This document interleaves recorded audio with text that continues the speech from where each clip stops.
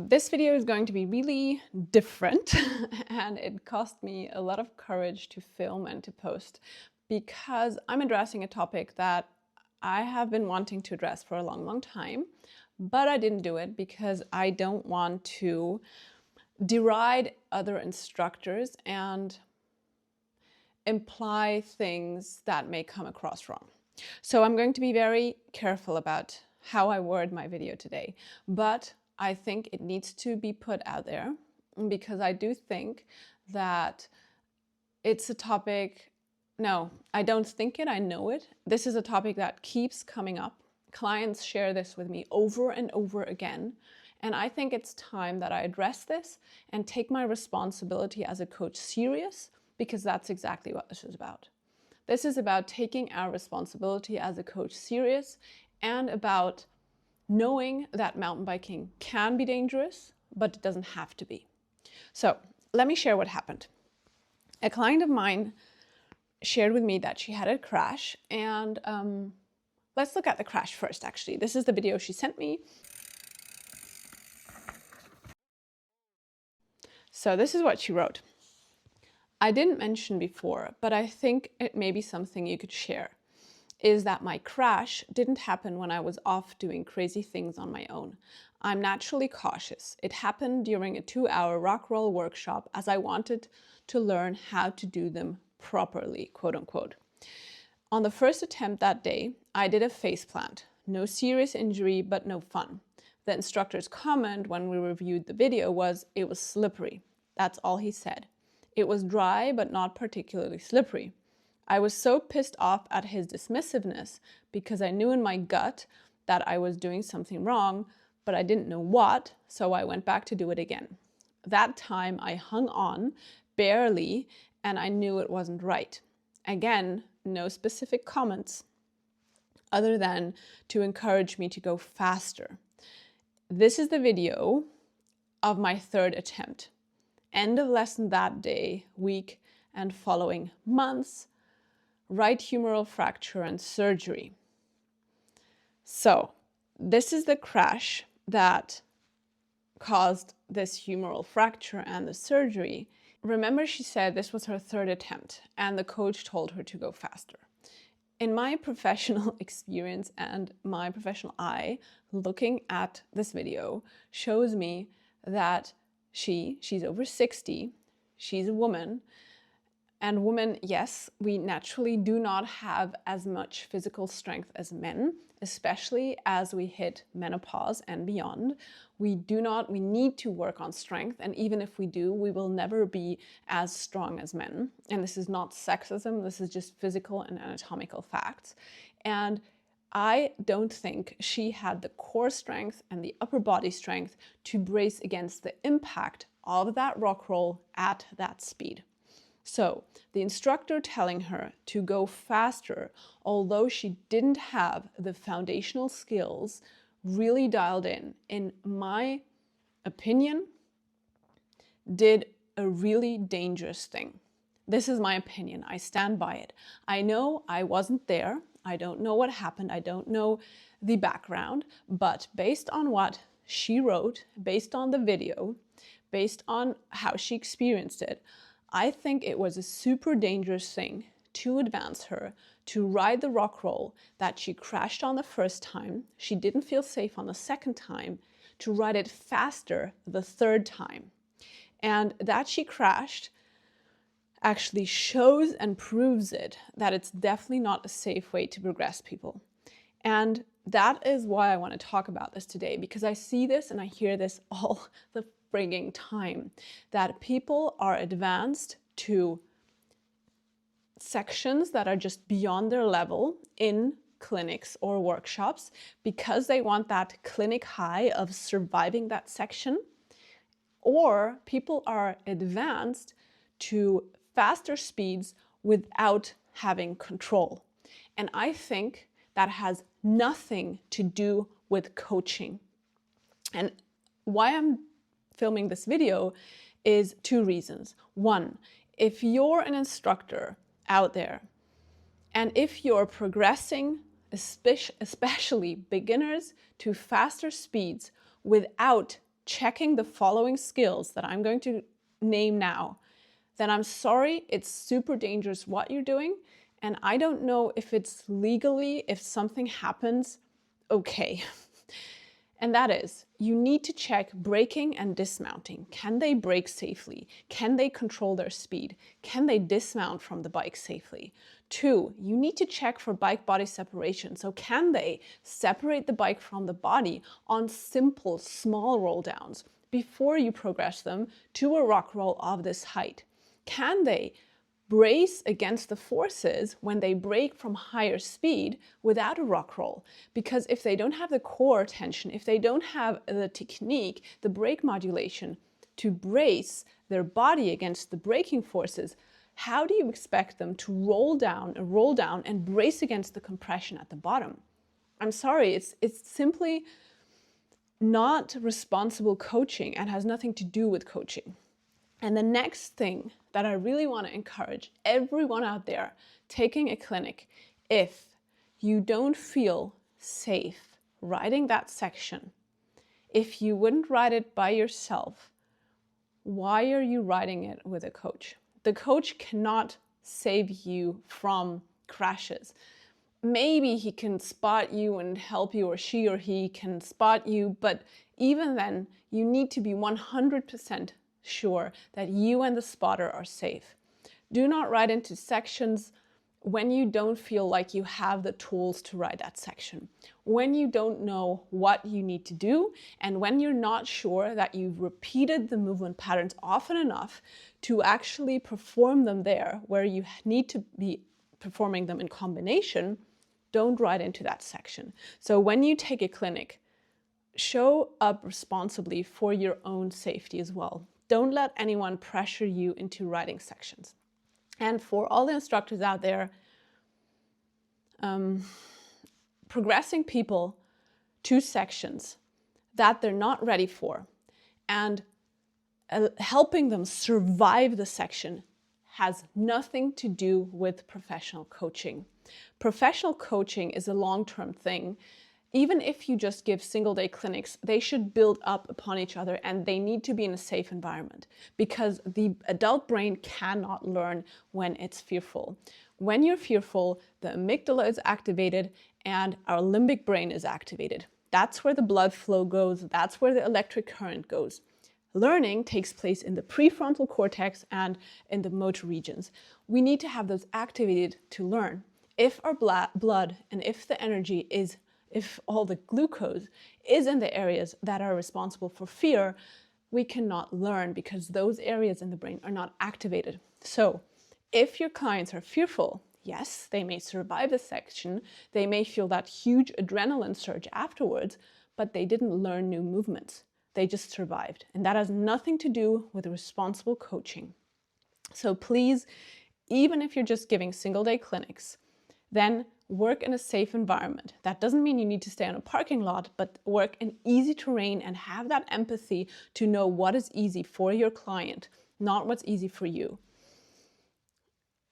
That's like a huge part that I keep seeing when I'm training instructors. And that's why I wanted to bring this out there, because it really frustrates me that so many messages like this one, I get it all the time, that people crash in clinics, in camps, because they were progressed way beyond their abilities. And of course they didn't know. And frankly, I don't know why the coaches don't know. The problem is, and that's a huge other topic, that yes, like a lot of the instructor certifications out there, they are 3 or 4 day things. They don't get you ready. They don't teach you how to detect errors, how to correct errors, how to see the prerequisites, how to connect all the dots. It is, to become a good coach, you need a lot of self-reflection. You need to be out there trying out, working with people and reflecting after each session. So it is hard because there's no really comprehensive instructor training out there that really gets you ready. But if you see that your clients are fearful, please don't progress them to harder obstacles. Please do not add speed to the skill, and just take it to easier terrain and work on the individual movement patterns in a safe environment, because that's how learning movement patterns work. You need to feel safe, and you need to have a clear goal of the movement, and then you need to repeatedly practice that in a safe environment. And that is honestly why I've been coaching full-time for, I think, 18 years now. And I've never seen so much progress in my students than I have with my online coaching and my online courses. Why? Because they give the brain and body what they actually need. They give them time, they give them repetition, they give them a safe environment, and they give them delayed feedback. So not feedback in the moment, because that's what gets you dependent on a coach. You want to start developing a feeling for your movements, and the delayed feedback helps you to reinforce your own movement patterns. And that's why over the years I have, as I said, the progress I've seen with my online programs is this high, and the progress I've seen with purely in-person coaching is this high, unless it's a client I have every week. Of course, then it's even higher. But the cost of that, of training with a personal coach every week is so high that if you compare the cost efficiency of long-term online coaching, and this doesn't only apply to mountain biking, this is something that I generally want to say, whether it's strength training, working with my app is amazing. It only costs me like $20 a month, and I have a personal trainer in my pocket. Or I'm taking, currently right now, I'm working with a speaking coach. Maybe you can't tell yet, I'm working on it. And that's amazing because she gives me feedback regularly. And she's in the United States, and I can work with her in my pocket. The possibilities we have with remote coaching are so amazing.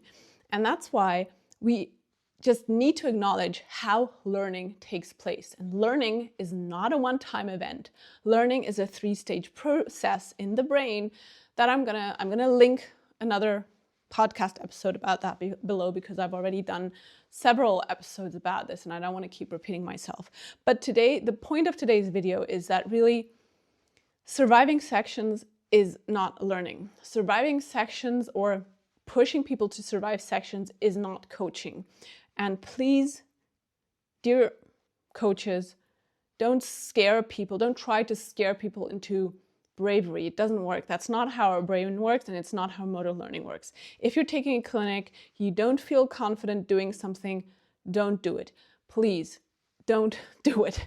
Listen to your body, listen to your gut, and work with a coach who can tell you exactly how the movement should look, that sets up a safe environment for you to actually be able to practice this in a safe environment without fear, and gives you enough time and repetitions with clear cues on what you should feel and what the goal of the lesson is to repeat. And then you need sleep in between to consolidate everything. Practice that over several days, maybe even weeks, and then start taking it to the trails that are currently scaring you. And that's how you will notice that with time, you won't be scared of the trails anymore that are currently scaring you. So here's one more thing that she then wrote, my client. And she wrote, "I've never heard you deride instructors out there, but this fellow with his certifications had no interest in teaching me basics and only 2 people in the class. It was also the beginning of my learning, though, through you, how to ride better. I am cautious. I haven't returned to the offensive rock roll yet, though I believe I could and should." Yes, I also believe now you're absolutely ready. You can, and maybe you should. So yesterday I sent this video to my client and asked her if it was okay and if I could publish it, because obviously I'm not going to publish something like this without asking my client. And she answered, and I think this is important that we also address this, because I really don't want this video to come across the wrong way. She wrote, "I'm concerned for you and the feedback from very good coaches who will legitimately complain they have clients who want them to push beyond their abilities because their clients don't know better.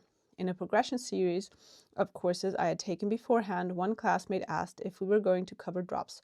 The coach said clearly, not in this course. I was so relieved the coach wasn't going there, but clearly the unknowing enthusiasm of learners is part of the dynamic." And I want to jump in here because yes, and precisely that she's choosing the word or the words unknowing enthusiasm is exactly why I want to address this. Because we should never forget that coaching is a paid relationship. So you are paying someone because they know more than you. They're the expert and you have a goal, and you are paying this expert to reach your goal. So for example, your goal is to jump drops, or to send big jumps, or to conquer a technical section. Then you're paying this expert to reach your goal, but you're not paying this expert to reach your goal on that day. Let me give you an example for this. If you pay a structural engineer and you bring him to your house, and you say, I want a huge window here, 4x4 meters, so huge window. And the structural engineer says, yeah, sure, let's start breaking down the house and put it. No, right? He's not going to do that. He's going to look, okay, is this a load-bearing wall?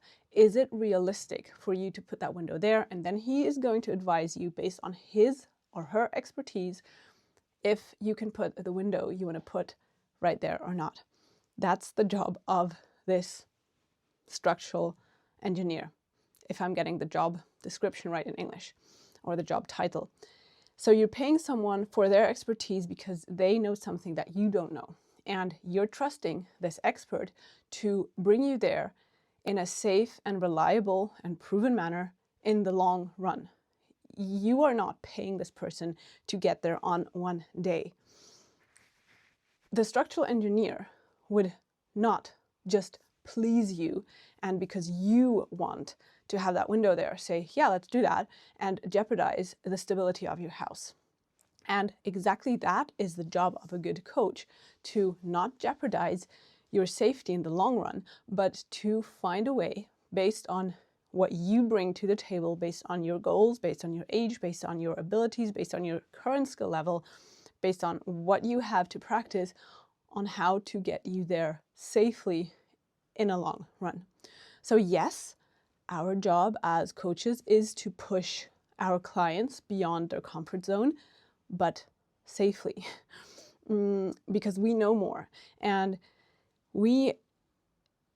part of our job is to navigate exactly that, teaching why you may not be ready for the skill you want to reach on that specific day, and then laying out a safe and proven methodical process of how you can get there. And there's another element to this. Errors, so mistakes, are not an undesired side effect when you're learning. They're a necessity, because you need to commit errors, you need to know, so you need to realize that you're committing that error, and then you need to correct the error. And that's the process of learning, because after all, if you keep doing what you're good at, how are you going to learn new things? You can't, right? So you need to do things that you're not good at yet, then you need to detect the error, and then you need to correct it, and then you need to apply it with time. As mistakes are a necessity, putting your client in an environment where mistakes have negative consequences is very dangerous, because on a rock roll where mistakes have negative consequences, your client cannot commit an error, detect the error, and correct the error without getting injured. And that's why it's so important to, or part of our job is also to set up an environment, both emotionally and physically, where mistakes do not have negative consequences. And that's why it's part of our job to navigate those expectations, to say, okay, today we may not ride this in that section, but I am teaching you this skill that will get you there in the long run. Clients pay us, or pay you as a coach, for you to reach their goal. So pleasing a client on that specific day and putting that as your goal number one doesn't just jeopardize their safety that day, but it may also jeopardize their long-term goal. And always remember, that's what you're paying a coach for, to give you a process that works in the long run to help you reach your goal, not to give you a short-term thrill that day. Here's one more thing that she wrote.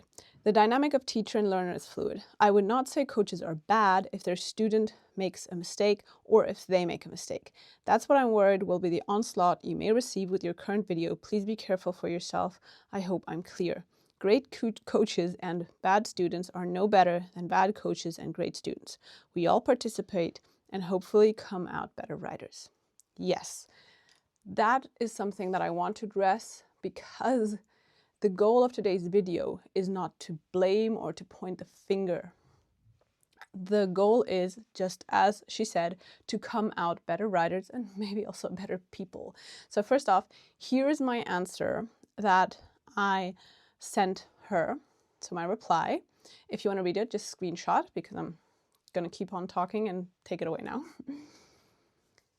If there are comments below this video that are very hurtful for this coach, I will delete them to protect him and his mental health. It's not about blaming. This video is about learning all together, that we can all learn from what happened, because that's not a singular event. It happened to me several times when I started learning myself as an adult, and I hear it from my clients over and over and over again. It really frustrates me. It's so sad to hear the injuries that result from these situations, and that's why I wanted to address it. It is something that I've been wanting to put out there for a long time, and now I finally found the courage. So, back to the original video. She also wrote, I believe in what you're promoting. The mountain bike community is strongly, enthusiastically, vocally buoyed by the thrill seekers who love the sport. Those of us who love to ride trail at a slower pace aren't seen by many people who may actually want to give it a try. I'm fortunate there are many seniors in my community who ride. I know that's less common elsewhere. You provide people like me with the tools to learn to ride safely without the fear and embarrassment of slowing others down. It has made the world of difference for me. I likely would not have gotten back to the trails without your website and training tips. And that is precisely why I do what I do. I work with a lot of riders aged 60, 70 and beyond, but also younger riders and pro riders.